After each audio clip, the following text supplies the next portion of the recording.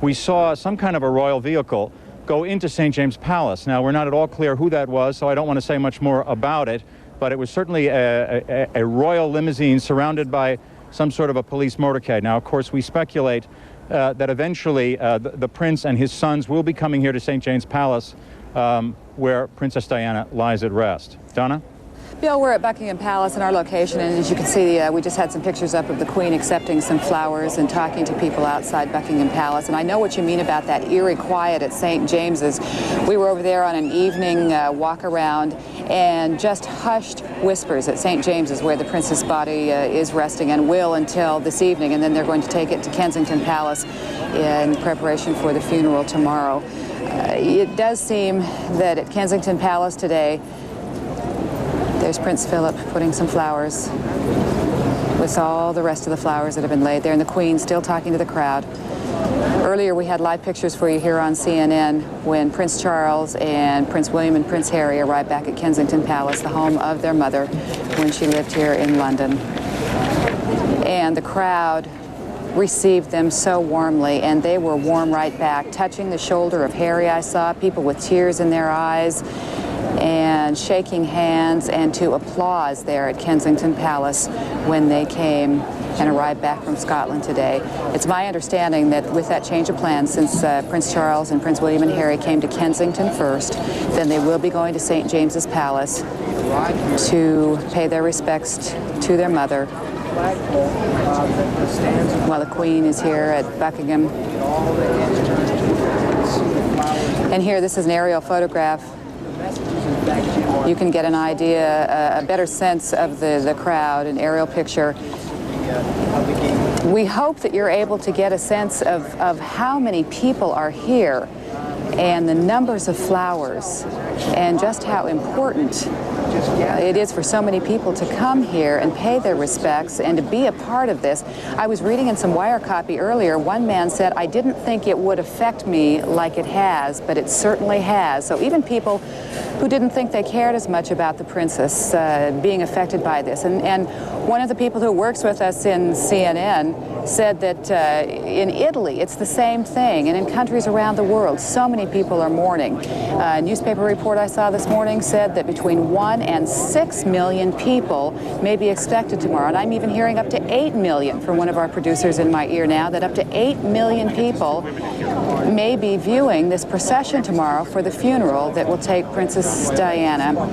And that doesn't even include the television audience. The television audience could be well over 2 billion people who will watch worldwide as Princess Diana is laid to rest. And you may have heard that her brother had disinvited some of the tabloid editors from coming to the funeral tomorrow.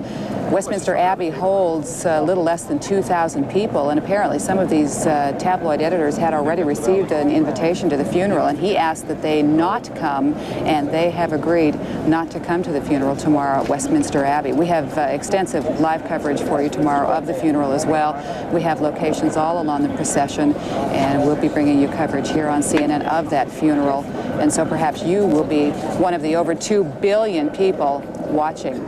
Also sustained coverage through the night and several specials on CNN, and we'll be bringing you those program reminders throughout the day. As we continue to look at the pictures here of Buckingham Palace, where the Queen seems in no particular hurry to leave the crowd and to get inside. She is spending quite a bit of time out here with this huge crowd that's gathered in Buckingham Palace area to see her as she comes back from Scotland to get ready for the address. Still talking to the crowd and spending time with them. There has been such emotion in this crowd, and it goes in waves. Some people will say something or see something or write something. When I came into work today, there was a little girl who had a single flower by her mother who had a single flower, and she was hunched over a little teeny card and busy writing what she was on her little note to the princess to leave here at Buckingham Palace. At St. James's Palace, where the princess' body rests, is our Bill Delaney. Bill? Yes, Donna, as you say, what's most remarkable about all this, emotion undiminished. Day after day, if anything, it seems to be building. One has to think that tomorrow, when as many as 8 million people are crushed into this city, there could be also something of an emotional catharsis. This emotion has to go somewhere. I think when I think when we see the funeral procession tomorrow, we will be seeing many tears as well. People are holding something down, one almost has a sense here, as they look on. The patience of these crowds. As we stand here on the Mall, it is a beautiful, soft, early autumn day in London. But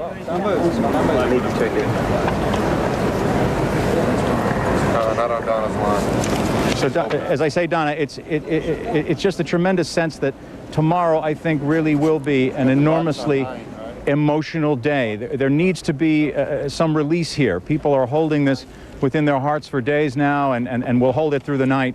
Tomorrow will be an extraordinary day indeed. Donna? Bill, I think that's an excellent point to make, because I think with the funeral, I think, as some people have said before, the funeral then makes it real, because I think so many people are still in shock and still saddened, but they can't quite grasp that perhaps that Princess Diana really has passed away, that she really is gone, and the funeral will bring that home to a lot of people. The cars that you saw just moments ago going by are bringing the Queen Mother here to Buckingham Palace, and the pictures we showed you before that as well. The Royal Standard now flies again at Buckingham Palace since the Queen has returned. Now tomorrow during the funeral, there was some controversy over that as well. During the funeral, though, they are saying that the Union Jack will fly half-staff, not the Royal Standard, but the Union Jack will fly half-staff during the funeral tomorrow. Also, you may have noticed that the Queen and Prince Philip getting flowers from the crowd and adding them to the enormous bunches of flowers that sit here at Buckingham Palace. It will be such an emotional day tomorrow when the funeral happens. We have a lot of our folks ready at locations all around to cover the funeral of Princess Diana. We start very, very early in the morning here at CNN. And I just have to agree with Bill Delaney once again, because I think that it will be such an emotional day for folks who are watching this, trying to realize that the princess really is gone. And we'll come back after a short break here with more for you on CNN. With text messaging. Diana, we'll continue to follow things out of London, but in the meantime, there is other news to talk about in the world, including in South America. At least 30 people were killed in Paraguay last night. Staking out a place so they can get a good view as the cortege passes around London. People have been singing Candle in the Light, the song that Elton John will sing at the service. Most of the city center will be closed, shops will be closed, Harrods will close for the second time in 100 years, the first time during Churchill's funeral. Riz? Siobhan, the royal family was far more visible today. There was a lot of criticism that they hadn't really been visible enough shortly after Princess Diana's death. How much did you witness that appearance of the royals so visibly today change the mood of all those thousands of people lining the streets of London?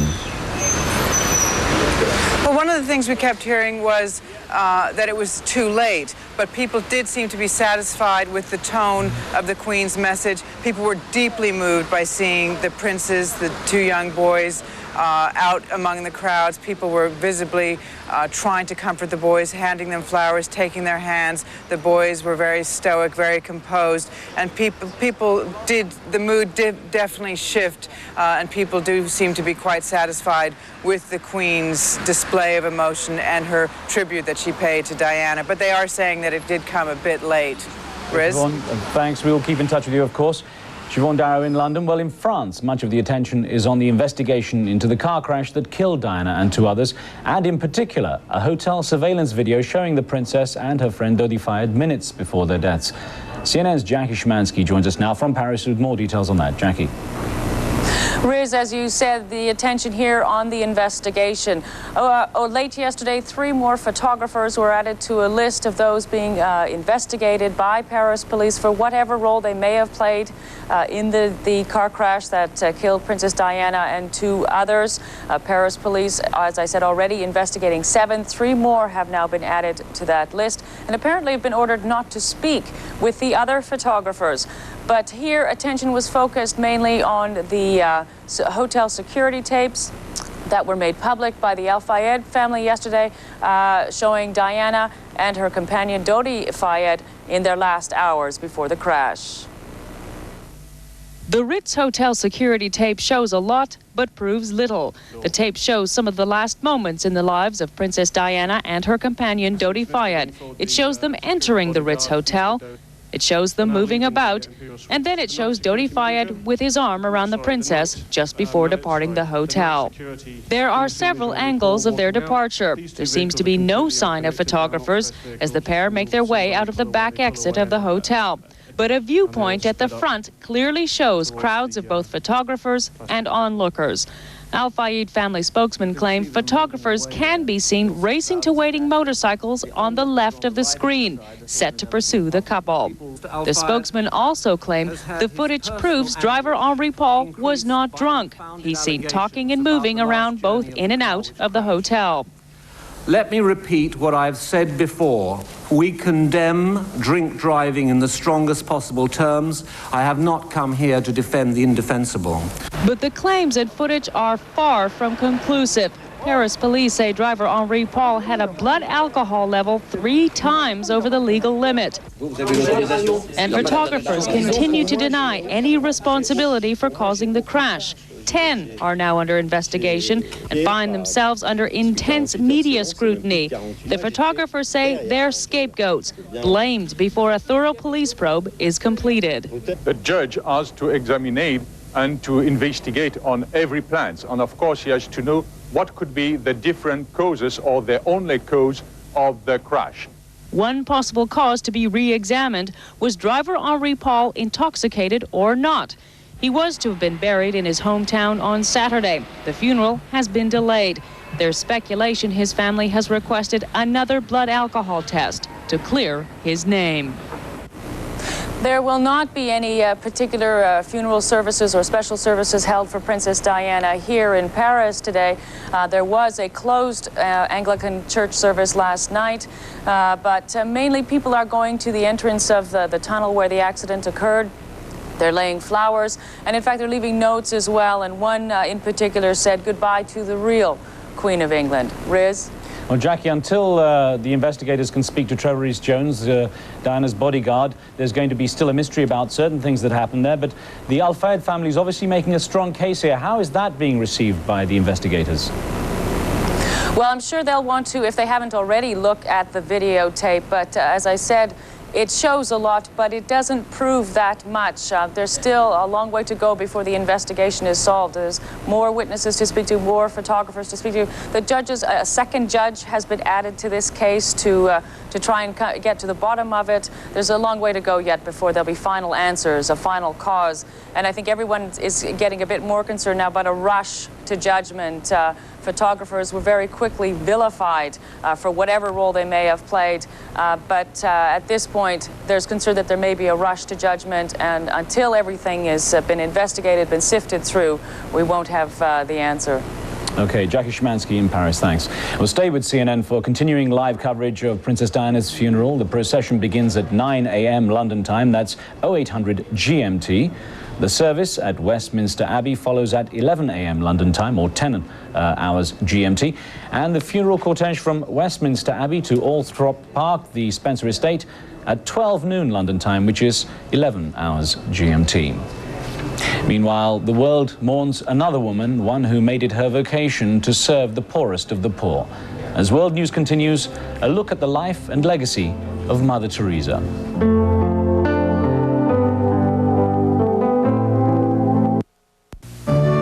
Diana, where she was a concern. Across town at Buckingham Palace, Queen Elizabeth and Prince Philip were doing the same thing. A remarkable act for a private queen who later, for only the second time in 40 years, addressed her country, expressing grief for Diana's death. She was an exceptional and gifted human being. In good times and bad, she never lost her capacity to smile and laugh, nor to inspire others with her warmth and kindness. Mother Teresa, who shared many a life. Have her eyes open? That I can't remember. I think her eyes were closed, but the rest, it goes by fast, very fast. But the picture I have that I will remember is that she looked very beautiful. She was magnificent. I did not see blood. It looked like she was sleeping. She looked very beautiful. Arsov admits he took pictures of the crash scene, but says his flash wasn't working. As paramedics tried to revive Dodi Fayed, He saw Princess Diana's face through the car window. You said you noticed how beautiful Diana's face was. Do you recall taking a picture of her face? Absolutely not, absolutely not. And even if I had had the chance, I would not have been able to do it. It was too intense. We just saw a scene that we couldn't really But other understand, witnesses, like these Americans, say flashbulbs were popping everywhere. But these photographers were all over the car like sharks would be after raw meat. Did you notice any photographers interrupting first aid as they tried to help the victims? Absolutely not. I personally did not partake in that kind of scene. Nicolas Arsov had worked for the SIPA photo agency here in France for many years, not as a photographer, but as a messenger. He got his big break about 9 months ago when he was finally made a photographer. Arsov had never covered Princess Diana, never tried to capture her on film, until last Saturday. Many people feel that photographers are indirectly responsible for the crash. How do you feel? I don't agree at all. It's absolutely untrue, absolutely untrue. Personally, I think the photographers are not responsible. Arsov was one of the photographers who was arrested and now could face criminal charges, but some other photographers got away. Have you gotten a lot of requests for the picture that you have? Yeah, it was amazing. It was amazing. This man actually had pictures from the crash scene. Laurent Sola is the director of another French photo agency. While he insists he wasn't in the tunnel that night, he says two of his photographers were there, and they took pictures of Dodi Fayed and Princess Diana. Conscious. She was conscious? She was conscious, definitely. She was moving in the car. She was moving her head, and you just can't imagine her eyes were open. And you just can't imagine that she was going to die 4 hours later. Despite a public outcry against the paparazzi, Sola says many media organizations were clamoring for his photo of a dying princess. The money at this time was not a problem for the media. I was not asking a price for the picture. Media was saying, we want the picture whatever the price is. Sola says he was prepared to sell the photo, but changed his mind when he learned Diana did not survive. He says he turned it over to police. While many French photographers feel terrible about this tragedy, most do not feel responsible. They believe they're scapegoats. Taking pictures cannot kill someone, they say, but drunk driving can.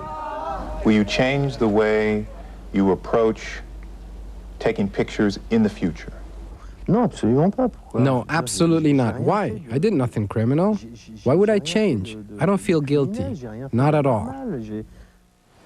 Today we learned that Diana's family has filed a civil suit in connection with the crash. That will allow the Spencers to seek damages if the photographers go to trial. The El Fayed family has filed a similar suit.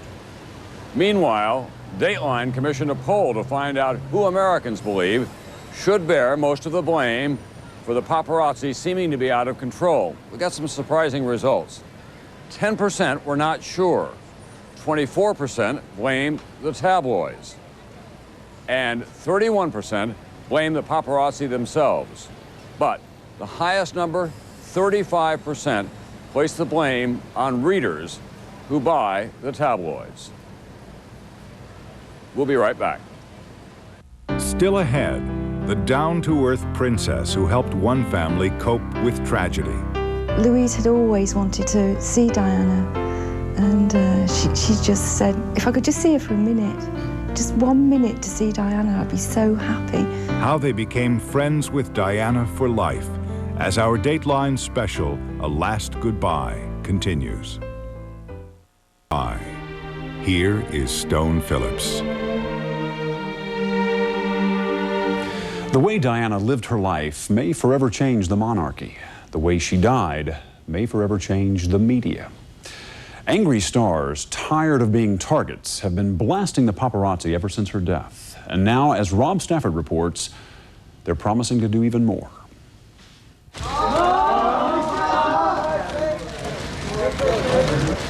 The paparazzi line up like a firing squad, ready to pull the trigger whenever a star takes a step, or better yet, a fall. The paparazzi and the tabloids, when they want you most, is when things are going the worst in your life. That's when they really are out, you know, to get you. Supermodel Christie Brinkley is one of many celebrities calling for a crackdown on the tabloids. But if stars here in America think they have it bad, it is nothing like what Princess Diana went through in England. The people in London are just out of control. I mean, they don't give any space, they don't give any respect whatsoever. It's really scary. Columnist Linda Stacey has worked for American and English newspapers. She's the beautiful princess dumped by the evil prince for another woman. I mean, and then she finally finds true love. Could anything be more made in the tabloids? So even the moments Diana hoped would be private became painfully public. And then when her marriage began to fail, the paparazzi never let up. In this well-publicized example, they even tracked Diana to her psychiatrist's office and chased her down. After the divorce, it seemed the crown on her head was replaced by a bounty. Just last month, the price tag may have reached as much as $400,000 for this fuzzy photograph of Diana and her new boyfriend, Dodi Al-Fayed. They hounded Diana through much of her life, but now that she's gone, it's the paparazzi on the run. Whether those photographers played a role in Diana's death or not, celebrities here in America are seizing the opportunity to wage war against the tabloids. Princess Di is dead. And who should we see about that?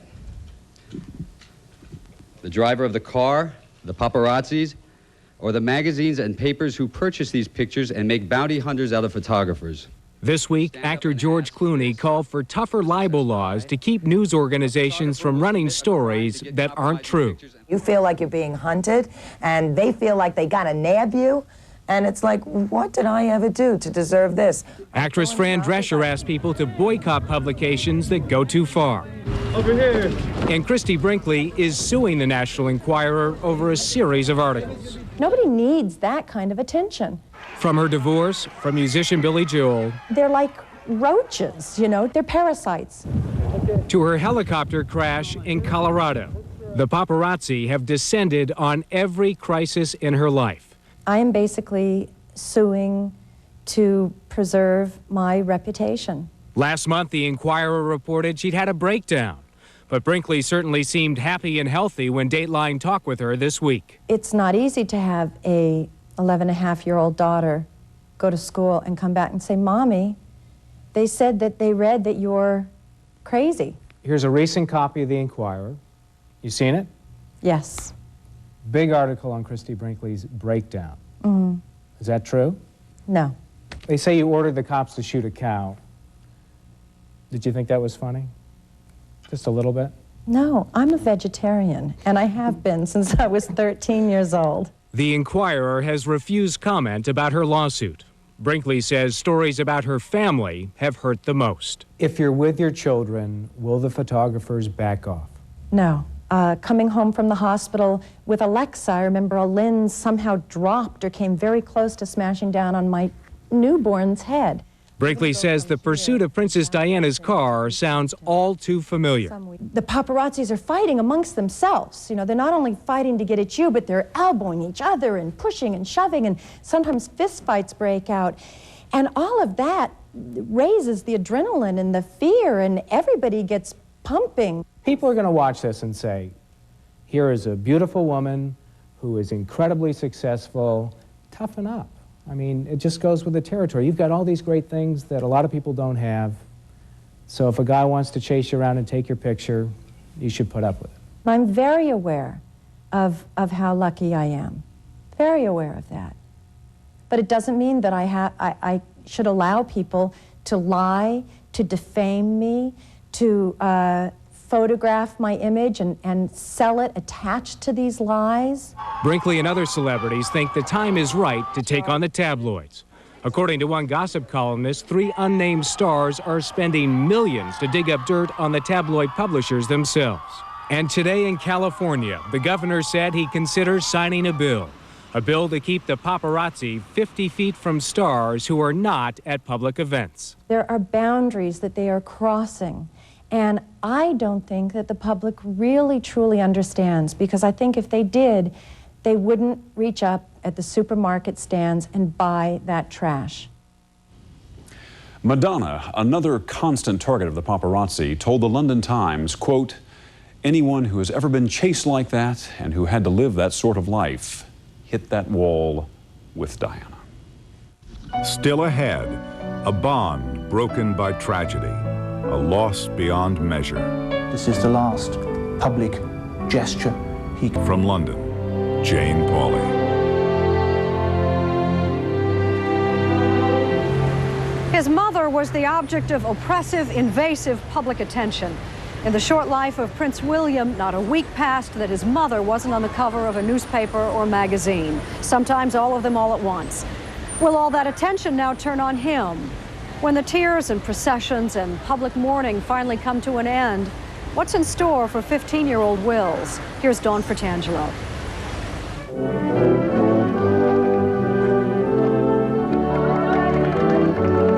He's the boy who would be king. His Royal Highness Prince William, 15 years old, already regal-looking. At 6 feet, already taller than either of his parents. But who is this blonde, blue-eyed monarch in waiting? It was to be a private service of confirmation for Prince William, who one day will be head of the Church of England. If he's anything like his mother, he may break the royal mold, and that could start as early as tomorrow. Diana's funeral, like anything involving British royalty, is dictated by tradition and symbolism. Just the report that William wanted to walk with his mother's coffin set off a flurry of speculation as the world tried to interpret the actions of this royal teenager. I'm not sure that anybody as young as William has ever walked behind the coffin on an occasion such as this, and that might be construed as a break with precedent. What does that say about him? I suppose it says that he's a very devoted son, and that this is the last public gesture he can make to his mother, and he would wish to do so. Professor David Cannadine has been studying the British monarchy for 20 years and says its fortress of protection prevents most from knowing the real William. We know that he's a 15-year-old public school boy attending Eton, the most famous public school in Britain. We know that one day he will probably become king as William V when his father dies. I don't think beyond that we really know much about him at all. Yet the world is concerned about what his life will be like now. How will his mother's death affect his reign as king?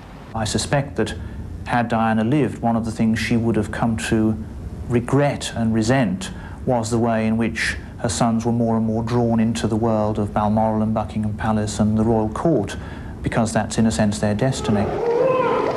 From the beginning, this child was special. Her Royal Highness, the Prince of Wales, has given birth to a baby son. God save the Queen!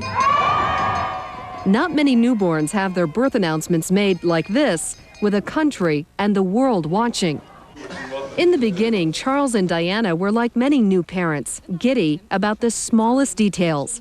He loves his koala bear he's got, but he hasn't got anything particular. He just likes something with a bit of noise. It's a plastic whale which throws things out the top. He got a plastic whale that throws things out the top, little balls.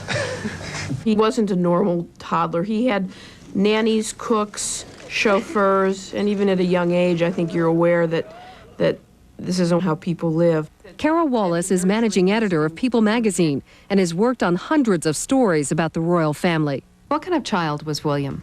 Oh, very precocious. Charles and Diana would tell about him shoving shoes down the toilet or hiding out in Highgrove in the pantry once they had to call in security because nobody could find him. He was a mischievous, happy little kid. Despite their protection, Wills, as he's known, could no more escape the glare of publicity than his own parents could. Young Prince William seemed eager to get the picture-taking over with and get to know the other children. Even so, Princess Diana insisted William and his younger brother Harry know something about the world outside the palace. I take them around homelessness projects. I've taken William and Harry to people dying of AIDS, albeit I told them it was cancer. I want them to have an understanding of people's emotions, people's insecurities, people's distress, and people's hopes and dreams. Sometimes it was as simple as a ride on a roller coaster. Going to an adventure park, this was a big outing. Who among us would think it was a big deal to go to McDonald's? Yet for one of these kids, this was a big outing. This was going to the movies was a big outing.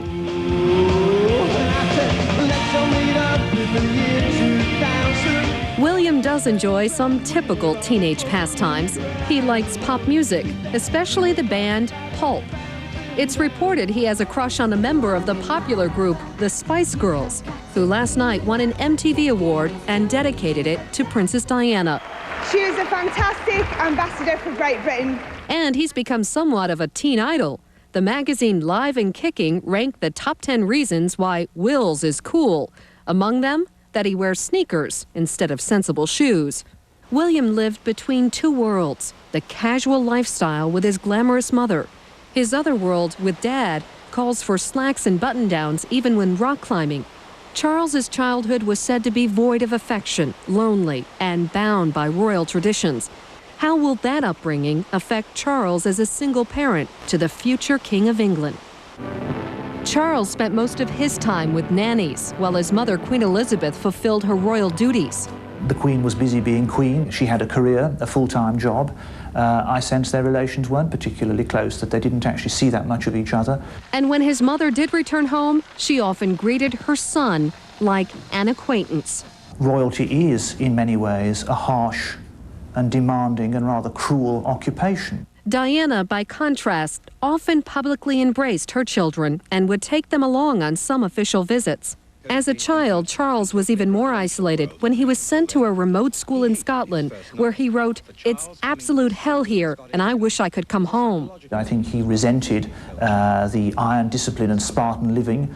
He didn't find many people of his own background there, and I think that contributed greatly to making him a rather lonely and withdrawn and inward-looking figure. Instead, for William, the royal couple chose a school Diana's family attended, Eton, an elite school rich with aristocracy and close to his grandmother's residence, Windsor Castle.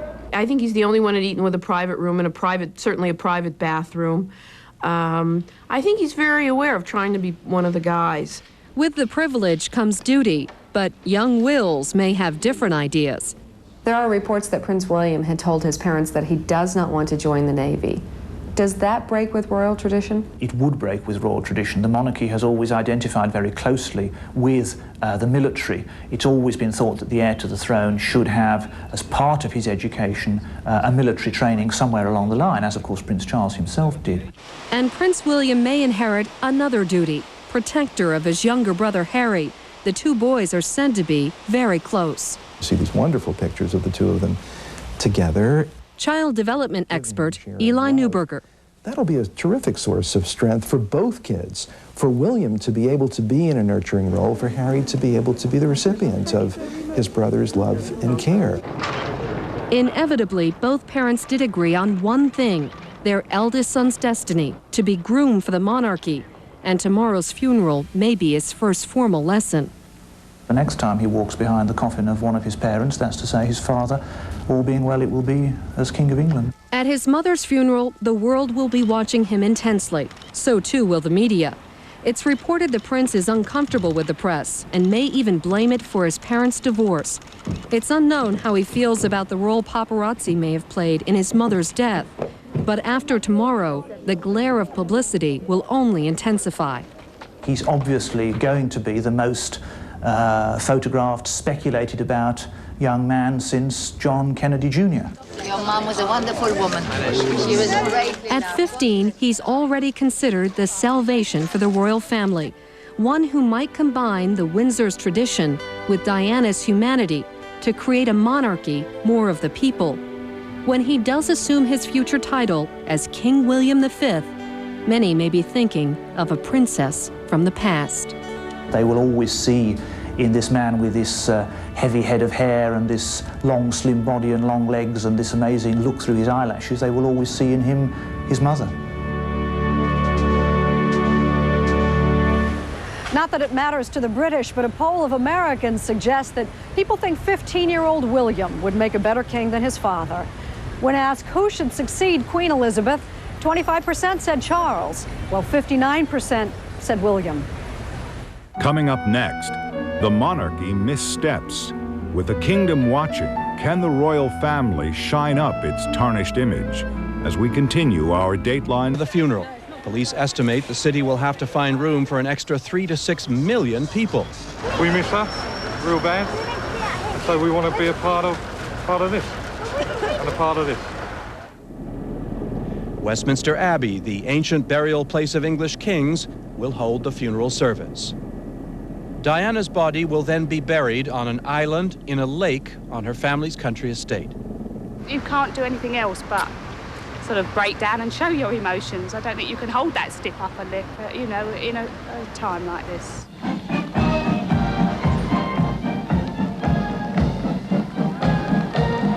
Tradition is constant in Britain, but so is change. And there is something new here. The British people no longer believe that a stiff upper lip is the right way to deal with grief. It is something Diana taught people by her own example during her short life. Now it seems the rest of the royal family may be learning that lesson too. Yesterday, the father of Dodi Fayed, Diana's companion in life and death, emerged from his offices at Harrods department store, which he owns, to thank the crowds of well-wishers. Mohammed Al-Fayed spoke briefly for our cameras. You find this tremendous support of such nice, ordinary people. It gives you a lot of courage. And I appreciate when they are here, standing for hours, just signing a book and giving their condolence. Carrying flower is something hitting. Then Mr. Fayed talked privately with Barbara. Barbara, what did he have to say to you? Well, Hugh, first of all, he said that he was going to have his own investigation of what happened at the accident. He's very concerned about the reports that the driver was drunk, and he doesn't believe he was. Secondly, in a personal note, he sent that his son and Princess Diana were looking for houses together in Paris. And finally, an extraordinary bit of news, he told Princess Diana's sister that Princess Diana was able to speak and gave instructions before her death. After the accident, she was, he said,